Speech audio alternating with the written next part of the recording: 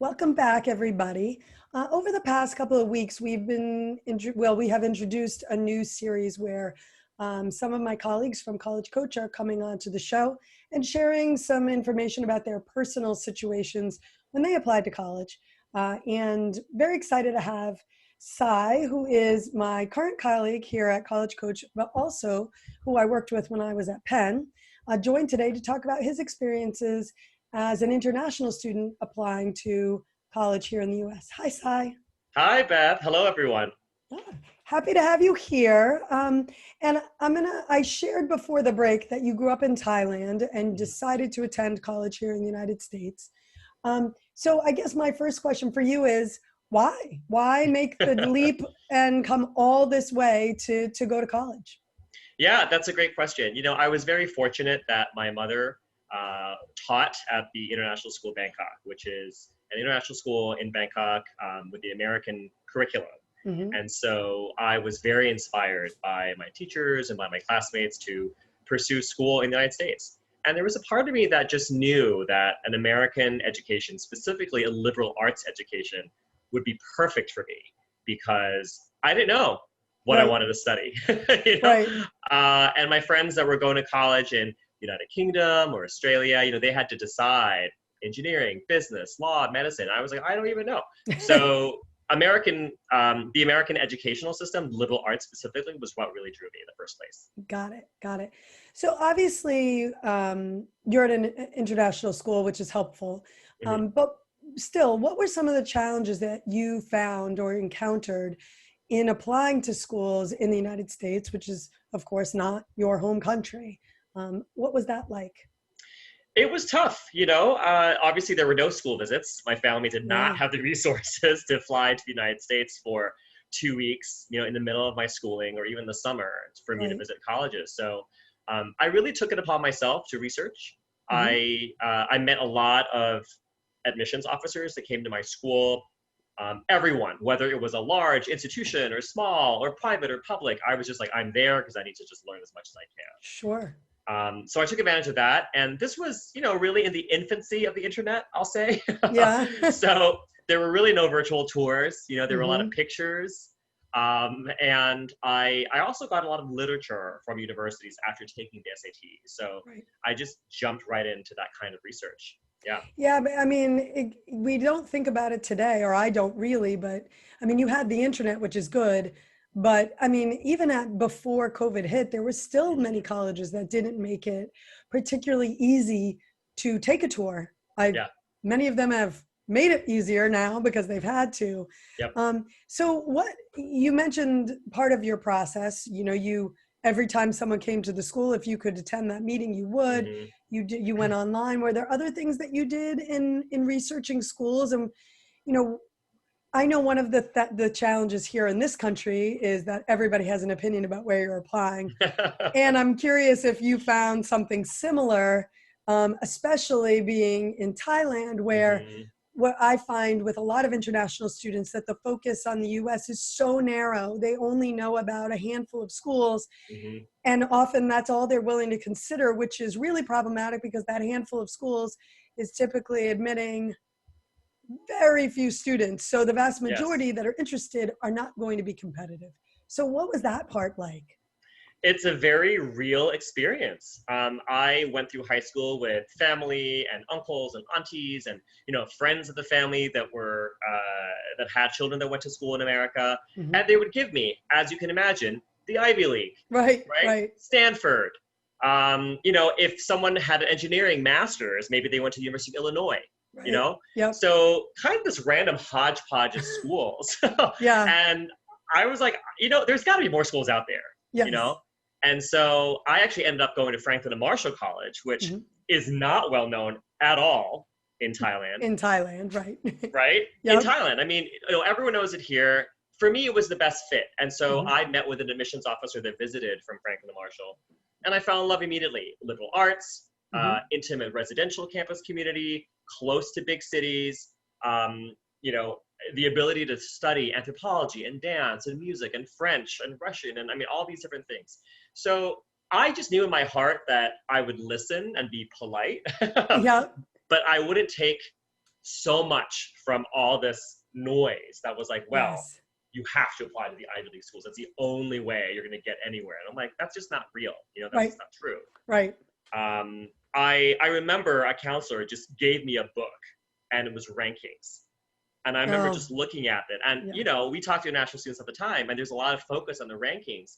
And I remember back then, I was like, these rankings in here are not the same rankings that I Yes. prioritize, Yes. right? Yeah. So, yeah, it was a lot of dispelling myths at the time. It was a lot of self-educating. It was a lot of talking to friends who were older than me that went to different colleges, ranging from, Co-College to Ithaca College to Hmm. Emory, schools that I never even heard of Right. until I talked to them. Yeah. Yeah. So, and what I love about what you're sharing is clearly you were able to recognize at a young age, which many people aren't able to recognize that in their entire life, which is you really did have to block out the noise. Everybody, and I think this is a universal piece of advice and an example to follow, which is that everybody is going to have an opinion about the colleges you are considering, good, bad, and ugly. Mhm. And it really, this is not everyone's process. This is your process. You as a student and you as a family, obviously, your parents are paying or helping to pay, and you're going to weigh in, they're going to weigh in. It's going to be a little bit of a group decision. Mhm. But at the end of the day, you need to find a place where you can be happy and successful for 4 years, because that's what's going to lead to success after the fact. And if Yes. you listen to too many other people, you won't know what you think. And it will become a much more difficult process than it would have been otherwise. So, Absolutely. love, yeah, Absolutely. And if I may add, there was a big caveat, and my family said to me, they said, Langsai, you're not going to be able to go to college in America without significant financial aid. yeah, So, that was a big weight to carry, to be like, okay, so aid for international students is already so minimal. How am I yes, going to do this? And, truthfully, the only reason why I was able to go to Franklin Marshall was because I was awarded a lovely scholarship. hmm, But that was one of my factors, right? right, That was one of the right. things that made a good fit. Will this kind of school offer me merit-based aid? And if it didn't, I had to say no. I had to not even consider it as a choice. Right, right. Don't even apply. Right. Because when you were putting your rankings together, that was a key component of what would make a college rank highly for you. And yeah, I mean, there's nothing worse than you meet with a student and they've got this list of schools that they love, but they have not factored in that very important component. It's wonderful if the sky is the limit, if the Hmm. cost of it is irrelevant or plays a very minor role in your process. I would say that is not the average person. Most students need to worry about that, and you can't Yes. forget about that piece. Um, so, in addition, I think you've run through some of the things you were looking for that Mm. contributed to your final choice. Anything else? So the getting scholarship, getting either a merit scholarship or getting financial aid, that was Mhm. key. Small liberal arts, close to a city. Were there other factors that you were looking closely at? Um, I actually did some research at the time and saw that the campus was building a whole new theater and Ah, dance yes. complex. So, for me, this 16, 17-year-old young boy that just discovered dance at Hmm. 15 or 16, to see that this college was investing significant amount of money into this beautiful new space was very exciting. Yes. So that was one of my factors that I had to Hmm. take into consideration. I grew up in Bangkok, which is a city of 10 million people, Yeah. and I love it. It's my hometown. But I wanted to get away. Yeah. I wanted the total opposite. And so Amish country in Lancaster, Pennsylvania is the total opposite of Bangkok, Thailand. Right. Yeah. I honestly, I have not been to Bangkok, but I've certainly seen Bangkok, and Yes. I have a decent sense, a limited one, albeit. Yeah. But I have been to Lancaster County and I have been to Amish country, and I could say definitively, you are right. Yeah. There's literally nothing that they have in common. So Nothing at all. And that's what I wanted. yeah. I wanted just a very intimate residential environment where I would know everyone. I mean, and I did. I mean, Yeah. I knew everyone on every single team, and I sang and I danced and I was in the international community. I mean, it was just wonderful. And so that was what I knew that I wanted. And it just was a really wonderful fit at the What was that like setting? Did you get to visit? I know you already shared you end. couldn't do college visits. We do have students who have to go that path. I always say only Yeah. if you have to, because something can look perfect. All those reasons you just gave make it sound perfect. But, Mhm. for example, when you grow up in Bangkok and you think you want something totally different, and then you land in Amish country, Mhm. which is like really different, Mhm. you might discover in that moment, I wanted different, but maybe I wanted more like suburban Boston versus Amish country. Right. So, were you able to visit any of your schools before you actually accepted an offer? And if not, what was that like? Yeah, yeah. So actually, the scholarship that was offered to me also invited me to come to Oh, campus in the nice. spring. Okay. Yeah, it was really, really just, it was such a fortunate experience. They paid for me to fly to visit F&M. I mean, that's amazing, and very few schools have the resources to do that. Yes. So, I arrived. It was a beautiful spring day. Weather was great. Right. Students were all hanging out on campus, on the quad, like, and to me, it just looked like a movie scene from an Right. American film just come to life. Right. So I Yep. was set. I was like, this is amazing. Now, no college experience is perfect, right? There's Of always gonna course. be ups and downs, but to answer your question even further, after my freshman year, I decided, you know what, this is a great experience. I'm here on a scholarship, but I kind of want to experience something else. So that's when I studied abroad. Okay. That's And great. so, which was hilarious because my family was like, you are You abroad. are So like, abroad, exactly. what's, This is studying abroad. this is literally studying abroad for 4 years. Right.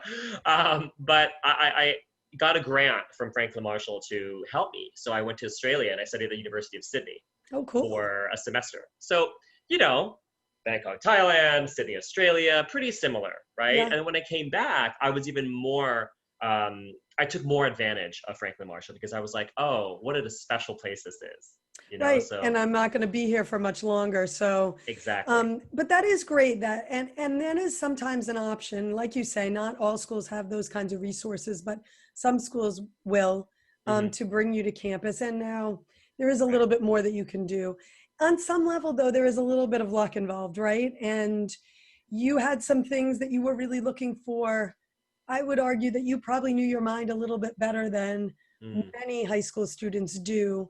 But that's also why you just have to talk about it a lot, right? What does that mean to you? You want to change from Bangkok? For you, that ultimately meant Amish country. For someone else, it might have meant, if they talked through it, the suburbs of a U.S. city versus Hmm. being in the middle of one or being in a very rural location. So Yeah. um, that's super interesting. Any advice that you would give to students who are listening? We do have families who listen from all over the world, in all kinds of countries, many in Asia, Hmm. but many in Europe as well. Yes. What's your advice to those students? That's great. Thank you. And I feel so privileged and honored to share my thoughts here. But keep your options open. Look, research, explore. We're in a Mhm. digital time. So, my goodness, the virtual tours that are available now are very advanced. Um, Follow the social media accounts, follow Instagram, Facebook for specific programs at different universities because you can find out so much information that way. Yeah, And be open. I mean, so I went to Franklin Marshall, but I was also ready to apply to Canadian schools. I was ready to apply to large state schools. I was ready to apply to schools in Australia. So, right, I think it's good to have those options because that allows you to have more options in the right, spring. right. So just be open, and if you persist, if you work hard, and if you do your research and make sure you cross all your T's and dot your I's, you will find opportunities. They will Right. exist. Right. I think that's great advice. The only thing I would add is just pay attention to deadlines, because Yes. whatever even what you just mentioned, you were going to apply in Australia, you were going to apply in Hmm. Canada, you were going to apply in the US.